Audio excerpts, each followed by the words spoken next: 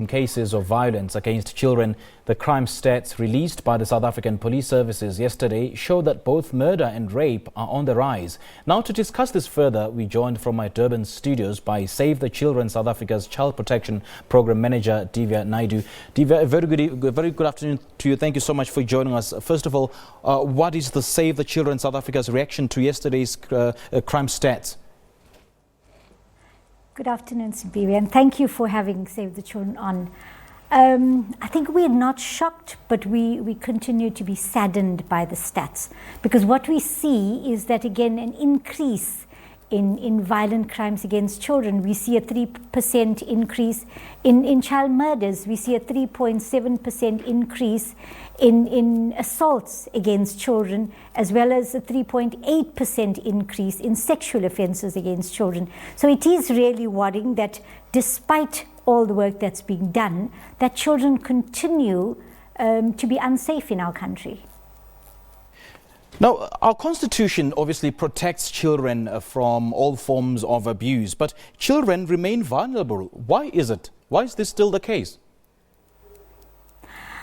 Unfortunately, and you are correct, the constitution does protect, but unfortunately, I think what happens is that we become a society where we don't value children.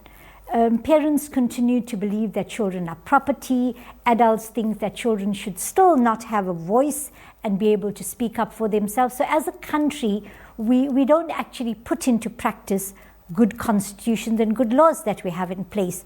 We have a level of lawlessness, if I could put it that way, at all levels. If I may just illustrate as a simple example, just driving here to the studio today, I had to weave my way through taxis that just cut across and disregard simple rules and simple courtesy. And we see that in everyday life. People are just forgetting to just be good human beings, to care for children because they're more vulnerable and need to be cared for. Why are we becoming that way as a society? That is actually the big question, Ms. Naidoo, and it remains to be seen when that will be addressed. And it's an issue that we see on a daily basis. And what are some of the key factors driving the risk of child neglect, both in our homes and in our communities? It's people not taking responsibility. You see, we have a situation in our country where far too many children are left without parents, are not being raised by parents. Children are just left on their own. Sometimes it's circumstances beyond parental ability. So parents go out to work and children are being left on their own. So as a result, children are not being properly raised in a way with good values, and they're not being taught by the people that should be teaching them these values at a young age. Surely the government of South Africa needs to come into the party here insofar as protecting the rights of children. What are some of the responsibilities of the government of South Africa? You see, the government in our country has signed the UN Convention on the Rights of the Child. We have signed the African Charter on the Rights and Welfare of Children. So we've committed as a country. We have a constitution that clearly says it's government's responsibility. But we must remember that there's only so much government can actually do. We also need the citizens in this country to support the process as well. So government's responsibility is to put in law in place. But there are gaps even in our legislation. So for example, if you look at in the Children's Act continue to allow for physical punishment or corporal punishment of children in the home. It's the one place where children should feel safest.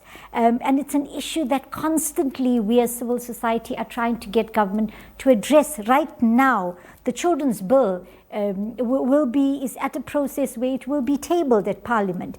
And despite all the lobbying that was done by civil society, in the last minute that was pulled out from the draft that has gone to Parliament. So when we're going to hear, it's not going to come in. And this is where civil society has a very critical role to play. So people need to be active citizens. You know, we have opportunities when there's calls for public comments and public input into laws that are being made. And you find people don't actually contribute to those processes. So my call is for civil society to go there and to start to lobby and ask for laws to be changed so that children can feel safe in their home. And I know many parents are going to be questioning and saying, but what's going to happen? We're not going to be able to raise our children and discipline our children. But yes, we can. The government can also put in place lots of programs to support and help parents with good parenting programs that are available. We're currently, as Save the Children, working with the Department of Social Development and Sonke Gender Justice to look at going out and to develop a whole campaign on positive parenting and positive discipline on a national level. And it's because we want to look at how do we support parents and caregivers in the way children are raised. Because the children spend the first years, the primary caregivers are parents, and we need to support at that level the parents and caregivers who are raising children. We also look at extensive programs with schools, because that's where children spend a lot of time as well. And government needs to fund and support programs like this that are happening by organizations like ours, but there's lots of other organizations at grassroots level. And so resources need to be made available so that this kind of work can be done. You also called for the changing of the laws to protect the rights of children. Are you at all happy with the current provisions of the Children's Act? And if not, what are some of the amendments you would like to see added on this particular act?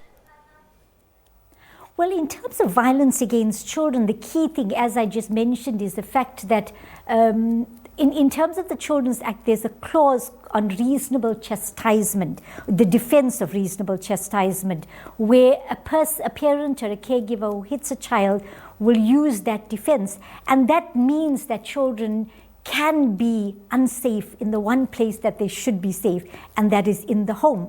And so the call is that we need to close that gap in the law and that loophole in our law, because in our constitution it is very clear that every person has the right to protection.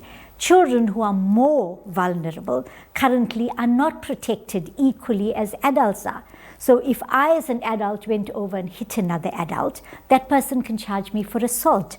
But a child in the home who's hit by an adult does not have the same protection in law. So we need to make sure children who are more vulnerable than adults have equal protection in law. Ms. Naidoo, we don't have much time, unfortunately. We literally have 10 seconds. But then I'm sure you've been following the issue of the alleged rape at a Dross restaurant of a 7-year-old girl in Pretoria. So what's your take on how this case was handled? You know, I think there's a lot of questions being raised around the issue of the child's testimony. But I've also followed in terms of the reasons for that, and I think it's a matter of you know, in terms of making sure that when the child is actually giving testimony, the critical thing is that children have to feel safe. They do not have to suffer secondary traumatization. So I think that's the key issue of concern by most people when we're talking about the child going in. I think it's sad, it's very sad that a young person of 21 actually has to do something like that to a young child. It says something about the kind of society we are and the way young people have been raised. That also, I think it's worrying, again, when you hear the defense around issues of I didn't know what I was doing because I had been drinking too much and I taking drugs. I almost feel like judgments now need to be made to order people who cannot control themselves when they're taking drugs and alcohol not to do this anymore, because we no longer can tolerate that kind of excuses and that kind of defenses in the courtroom. Because if that's going to be the argument, then courts need to start making orders in respect of that as well, besides just finding people guilty and putting them into jail. But we also need to start looking at orders around whether people should be. And I know it may sound ridiculous, but for me, we've reached a point where enough is enough. We no longer need to tolerate this kind of thing happening in society. We need to see legal processes taking a lot harder stance, being a lot more strict in the judgments that are coming out, because that sends a very Ms. clear Naidoo, message. Unfortunately, we have to end it there. Thank you so much for your reflection and for your analysis. Children. All right, we thank you so much for your time, Ms. Naidoo.